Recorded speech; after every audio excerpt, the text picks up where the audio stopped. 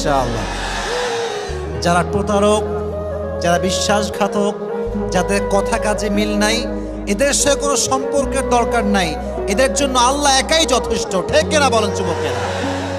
আমরা তো বড় মনের মানুষ, আমরা তো ব্রড মাইন্ডেড পার্সোনালিটি বিলং করি। আমরা মাফ করে দিব, বাদ বাকি আল্লাহ ভরসা। ঠিক কিনা যুবকেরা? তাহলে প্রথম মেসেজ আজকের এই মাহফিলে, এই যে আমাদের হৃদয়টা আছে, এই হৃদয়ে কোনো হিংসা বিদ্বেষ থাকবে না, কারোর জন্য কোনো প্রতিশোধ থাকবে না। একটা সুন্দর হাদিস শোনাই। নবীজি বলেছেন, আমার জীবনের সবচাইতে বড় আমল কি তোমরা জানো? সাহাবা একরাম বলল, ইয়া রাসূলুল্লাহ, বলেন কি আমল যেটা সবচেয়ে বড় আমল?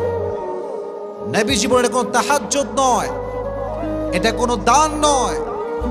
ইন ইসতাতা'তা আন তুসবিহা ওয়া তুমসিয়া ওয়া লাইসা ফি কলবিকা গাশশুন লিআহাদিন ফাফআল যালিক ওয়া যালিকা মিন